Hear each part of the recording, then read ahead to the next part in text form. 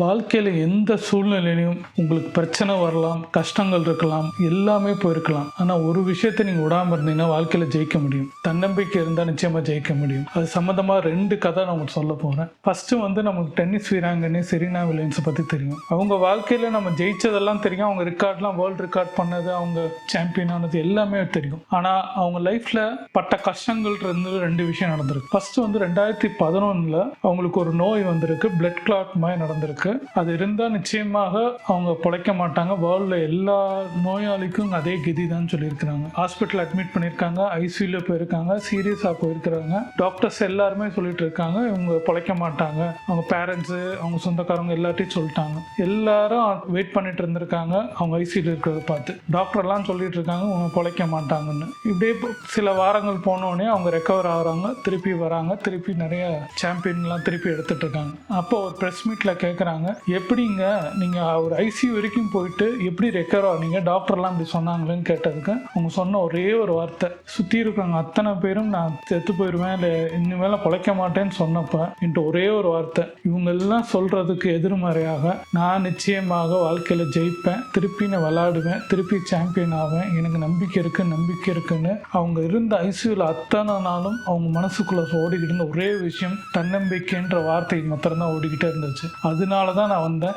ஊரெல்லாம் அவங்க அதை நான் பிழைக்க மாட்டேன்னு நம்பினாங்க. ஆனால் நான் பொழைச்சி வருவேன், திருப்பின்னு ஒரு ரெக்கார்ட் பண்ணுவேன் அப்படின்னு சொன்னாங்க. திருப்பி அவங்க லைஃப்பில் நிறையா ரெக்கார்ட் பண்ணாங்க, பார்த்துக்கிட்டே இருந்தாங்க. இது 2011 நடந்தது. திருப்பி லைஃப்பில் அவங்களுக்கு 2014 இன்னொரு அவங்களுக்கு ஒரு ப்ராப்ளம் காத்து இருந்துச்சு. என்னன்னா அப்போ ஆஸ்திரேலியன் ஓப்பன் டென்னிஸில் ஜெயிச்சுட்டாங்க, சாம்பியன் இது எடுத்துட்டாங்க. ஆனால் அன்னைக்கு அவங்க சாம்பியன் எடுக்கிறதுக்கு முன்னாடி அவங்ககிட்ட ஒரு விஷயம் நடந்தது. என்னன்னா அவங்க 8 வாரம் ப்ரெக்னெண்ட்டாக இருந்திருக்காங்க. அப்போ கேட்டிருக்காங்க டாக்டர், சுற்றி இருக்கிறவங்க எல்லாருமே கேட்டிருக்காங்க, நீங்கள் ரெஸ்ட் எடுக்கணும், நீங்கள் விளாடக்கூடாது, என்ன சொல்கிறீங்கன்னு கேட்டப்ப இல்லை நான் விளாடுவேன் அப்படின்னு சொல்லி அவங்க திருப்பி விளாண்டு திருப்பி அவங்க அந்த சாம்பியன் ஆனாங்க ஆஸ்திரேலியன் ஓப்பனில். அப்போ அவங்க லைஃப்பில் எவ்வளோ கான்ஃபிடென்ட் இருக்குது பாருங்கள். தான் கஷ்டப்படும் போது, தனக்கு தோல்வி வரும்போது, முடியாதுன்னு சொல்லும் போது, அவங்க லைஃப்பில் அவங்க எதிர்மறையான சிந்தனைகள் இருக்கும்போது அந்த நேரத்தில் அவங்க தோணுது நம்பிக்கை. வாழ்க்கையில் எல்லாருக்கும் கஷ்டம் வரும், உங்களுக்கு வரும், எனக்கு வரும், எல்லாருக்குமே வரும். ஆனால் நம்ம சொல்ல வேண்டிய வருஷம் நிச்சயமா நான் எந்திரிச்சிருவேன், எனக்கு வாய்ப்பு இருக்கு, நான் ஜெயிப்பேன், நான் ஜெயிக்கலைன்னா எப்படி வாழ்க்கையில் நான் ஜெயிப்பேன்ன்றது உங்களுக்கு தோணும். நீங்க இந்த மாதிரி தோல்வி, இந்த மாதிரி கஷ்டங்கள், வாழ்க்கை முடிய போகுது, இல்லை இந்த மாதிரி பிரெக்னன்சி, இந்த மாதிரி ஒரு விஷயத்துல இருக்கும்போது போல்டா ஒரு டிசிஷன் எடுத்து நீங்க அது ஃபார்வர்டா போகணும். அடுத்தவங்க சொல்றதை கேட்காம, இவங்க சொல்றதை கேட்காமன்றதோட உங்க ஹெல்த் என்ன, உங்க பாடி என்ன, உங்களுக்கு எது கரெக்டா இருக்கும், உங்களால பண்ண முடியுமா முடியாதான்றது உங்களுக்கு தான் தெரியும் தவிர மித்தவங்களோட தெரியவும் தெரியாது. அவங்க சொல்றதை கேட்டு பண்றது, உங்க மைண்ட் என்ன சொல்லுது, நீங்க என்ன பண்ணணும்ன்றது உங்களுக்குள்ள மாத்திரம் தான் தெரியும் தவிர அடுத்தவங்க இவங்கன்ற நம்ம யோசிக்க கூடாது. அப்போ நீங்க அந்த செரீனா வில்லியம்ஸ் மாதிரி லைஃப்ல அவங்க 2 சிச்சுவேஷன் லைஃப்ல அவங்க கிராஷ் பண்ணி தான் வந்திருக்காங்க. ஒன்னு அந்த பிளட் கார்ட் விஷயம், 2வது அவங்க பிரெக்னன்சி டைம். 2 இதுலயுமே அவங்க ரெக்கவர் ஆகி திருப்பி சாம்பியன் ஆனாங்க. அவங்க வேர்ல்ட்ல இப்ப எந்த லெவல்ல அவங்க இருக்கிறாங்க, அவங்களோட கெரியர் பார்த்தா அவங்க ஜெயண்டாண்டிக்கா இருப்பாங்க. ஆனா அவங்களுக்குள்ளயும் இந்த மாதிரி பிரச்சனை எல்லாம் வந்திருக்கு, நோய் வந்திருக்கு. அதுக்கப்புறம் இதையும் ஃபேஸ் பண்ணியிருக்காங்க. 2வது கதை ஒரு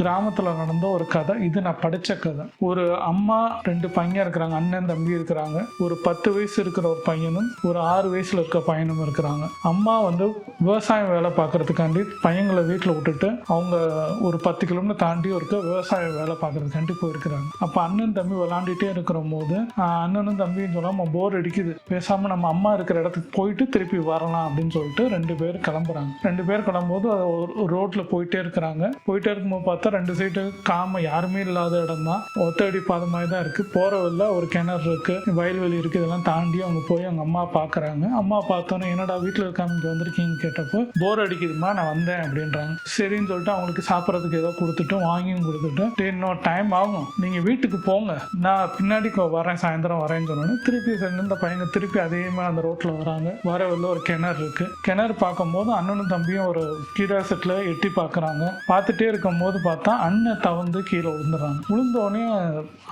அங்கேருந்து அண்ணன் கத்துறாட்டி காப்பாத்துறான்னு சொல்லும் போது தம்பிக்கு என்ன பண்ணணும்னு தெரியல. சுற்றி பார்த்தா யாருமே இல்லை. அங்கே ஒரு வாளியும் ஒரு கயிறும் ஒரு இடத்துல இருக்கு. அப்போ என்ன பண்றான், அந்த கயிறும் வாளியும் உள்ள போட்டு அவன் வயசுக்கும் இவன் வயசு இருக்க வித்தியாசத்தில் போட்டு இழுக்கிறான்.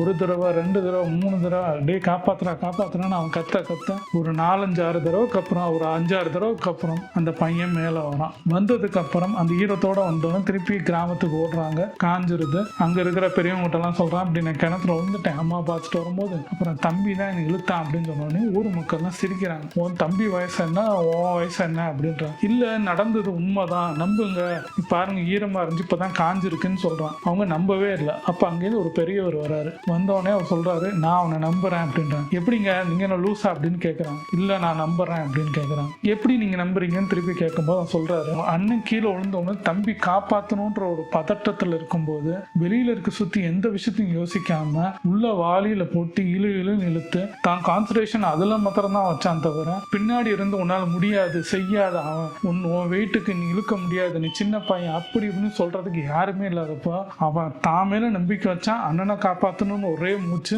இழுத்தான், செஞ்சான், ஜெயிச்சான். இதை தான் நீங்க வாழ்க்கையில புரிஞ்சுக்கணும். உங்களை சுத்தி முடியாது, பண்ண முடியாது, நீங்க ஜெயிக்க முடியாது அப்படின்னு யாரு சொன்னாலும் உங்க மனசு ஏத்துக்காம நீங்க என்னால முடியும், செய்ய முடியும், பொழைச்சிட்டு வருவேன், நிச்சயமா ஜெயிப்பேன், செரீனா வில்லியம்ஸ் சொன்ன மாதிரி நான் நிச்சயமா விளையாடுவேன், வருவேன், இதெல்லாம் ஒண்ணுமே கிடையாது, இந்த மாதிரி நோயெல்லாம் கிடையாது, பிரெக்னன்சியா இருந்தாலும் நான் விளையாடுவேன், சாம்பியன் ஆவேன்னு அவங்க சொன்னாங்க. அதே மாதிரி இந்த சின்ன பையன் எங்க அண்ணனை நான் காப்பாற்றணும்னு இது பண்ணாங்க. அங்க யாரா உங்களால முடியாது, பண்ண முடியாதுன்ற மாதிரி அந்த பையன்கிட்டயோ நீ பண்ணவே கூடாது அப்படின்னு செரீனா வில்லியம்ஸ் பண்ணியிருந்தாங்கன்னா இன்னைக்கு அவங்க இருக்கிறது உங்களுக்கு தெரியாது. இப்போ இந்த ஒரு கதையா நான் சொல்லலாம். ஆனா செரீனா வில்லியம்ஸ் வாழ்க்கையில அவங்க ஜெயிச்சதை நம்ம பார்த்துருக்கோம். இதை நான் சொல்ல வேண்டிய ஒரே விஷயம், தன்னம்பிக்கை மாத்திரம் உங்களுக்குள்ள இருந்தால் நிச்சயமா ஜெயிக்க முடியும். இன்னைக்கு நான் இந்த வீடியோ ஷூட் பண்ணும்போது பாத்தீங்கன்னா என் அடிஷனல் ஆர்டிஸ்ட்ல ஆல்மோஸ்ட் நான் ஒரு 30 வீடியோஸ்க்கு மேல நான் ஷூட் பண்ணி வச்சிருந்தேன். இன்னைக்கு இந்த டைம்ல என்கிட்ட இன்னைக்கு அப்லோட் பண்ணக்கூடிய வீடியோஸ் என்கிட்ட கிடையாது. இருந்தாலும் திருப்பி அந்த ஆர்டிஸ்ட்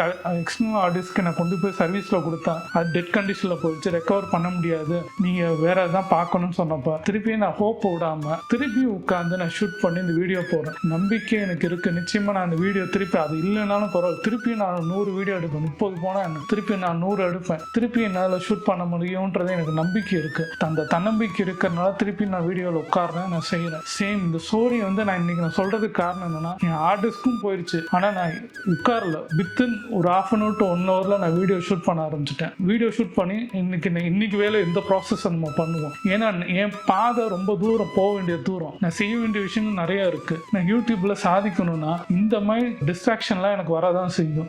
எலக்ட்ரானிக்ஸ் ஐட்டம் ப்ராப்ளம் வரும், கம்ப்யூட்டர் ப்ராப்ளம் வரும். அதுல ஓவர் கம் பண்ணி வர தெரிஞ்சா மாத்திரம்தான் நம்மளும் சாம்பியன் ஆக முடியும். எப்படி ஒரு செரீனா வில்லியம்ஸ் சாம்பியன் ஆனாங்களோ, எப்படி ஒரு அண்ணனை தம்பி காப்பாற்றணும், எப்படி எனக்கு யூடியூப்ல வரணுன்ற நம்பிக்கை இருக்கோ, அந்த தன்னம்பிக்கை எல்லாருக்குள்ளும் இருந்தா மாத்திரம்தான். யாரும் வெளியில இருந்து உங்களுக்கு சொல்ல மாட்டாங்க, யாரும் உங்களை நீ இப்படி இரு அப்படி பண்ணுன்னு சொல்ல மாட்டாங்க. நம்ம கஷ்டத்துல இருக்கும் போதுதான் தெரியும் நம்ம யாரு, நம்மளுக்கு என்ன வரும், என்ன செய்யலான்ற நம்மளுக்கு தெரியும். அந்த இது ஆப்பர்ச்சுனிட்டி யூஸ் பண்ணிக்கணும். தோல்வி வந்துச்சுன்னா பயந்துட்டு உட்காராதீங்க, அழுதுட்டு உட்காந்துடாதீங்க, என்னால முடியாதுன்னு சொல்லாதீங்க. அதை யோசிச்சுட்டு பண்ணீங்கன்னா உங்களுக்குள்ள தன்னம்பிக்கை இருக்கும். அந்த தன்னம்பிக்கை, அந்த கான்ஃபிடன்ட் லெவல் உங்களுக்கு பூஸ்ட் ஆகும், பாசிட்டிவ் எனர்ஜி போயிட்டே இருக்கும். நிச்சயமா நெக்ஸ்ட் லெவல் வரும். யோசிச்சு பாருங்க, நீங்க எந்த லெவல்ல இருக்கீங்க, யாருக்காண்டி இருக்கிறீங்க, நீங்க என்னென்ன செஞ்சுட்டு இருக்கீங்கன்னு யோசிச்சிங்கனாலே உங்களுக்கு புரியும் எந்த ஸ்டேஜில் இருக்கிறீங்கன்றதை பாருங்க. இந்த ஸ்டோரியும் நிச்சயமா யூஸ்ஃபுல்லா இருக்கும். என் பேர் ஸ்ரீராம். எண்ணம் போல் வாழ்க்கை பத்தி மைண்ட் செட் சம்பந்தமா இந்த வீடியோ நான் பண்ணிருக்கேன். எனக்கு லைக், ஷேர், சப்ஸ்கிரைப் பண்ணீங்கன்னா எனக்கு ரொம்ப யூஸ்ஃபுல்லா இருக்கும். Thanks friends.